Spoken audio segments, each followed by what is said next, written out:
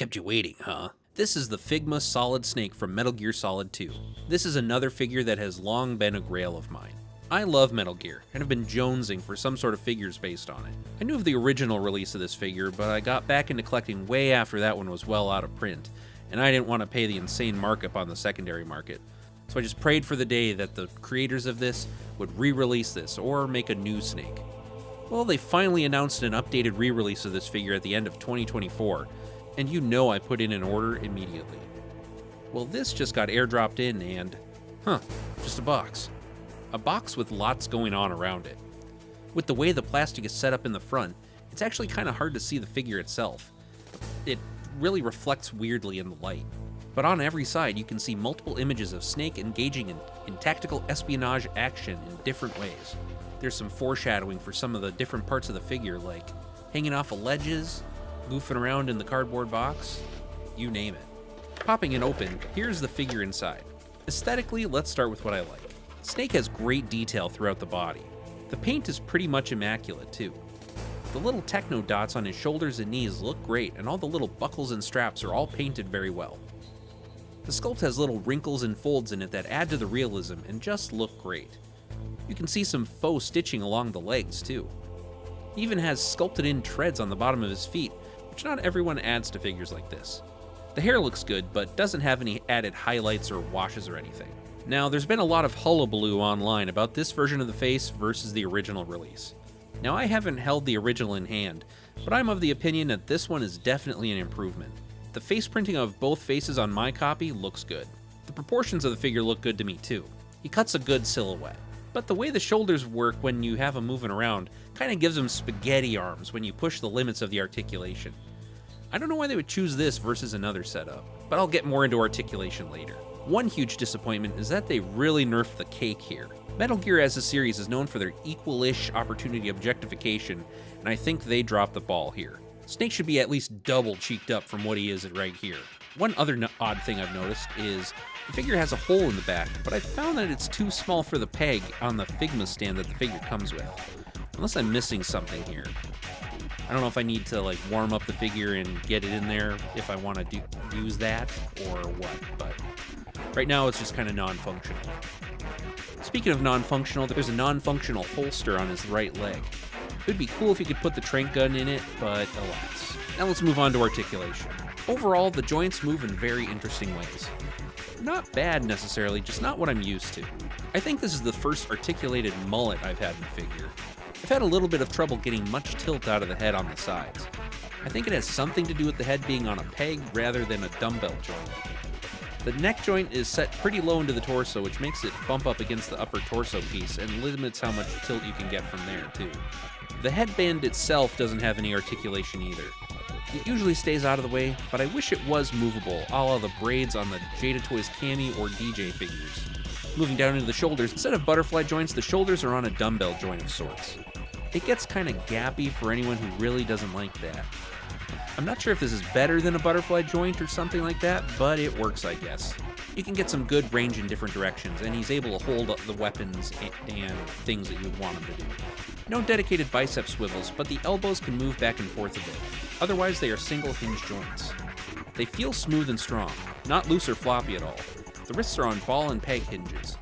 The hands go on okay, but I'm always scared that I might snap it because it's so small. Luckily, they've added an extra in the package, so if you do break it, you can swap one of them out. The torso has this interesting thing where you can extend the joints to get a little bit more mobility.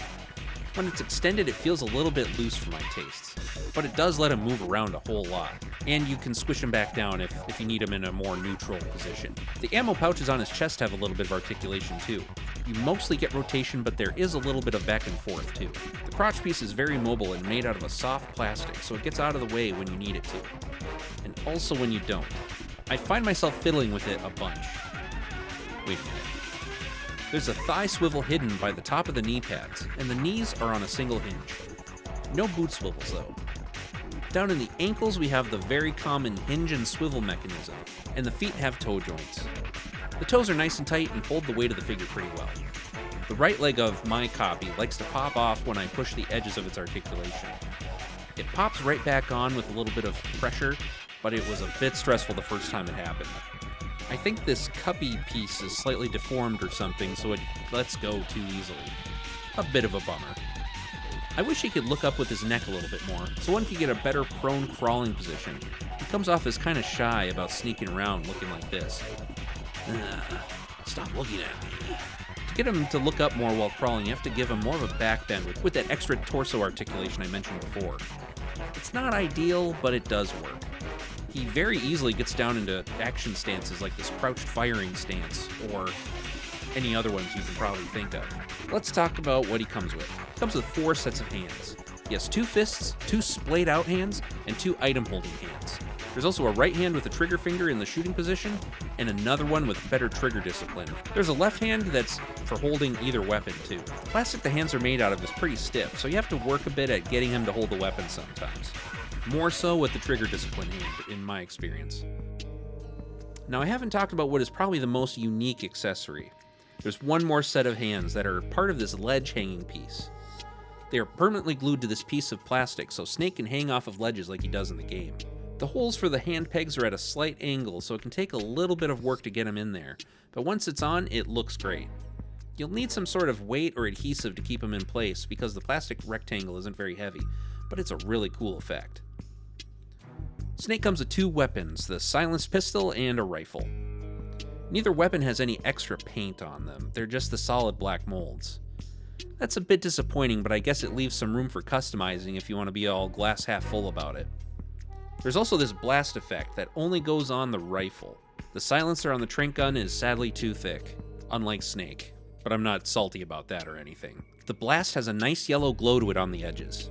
And this wouldn't be a Metal Gear figure without a cardboard box. The print on it is clean, and the quality of the paper or cardboard or whatever this is very nice.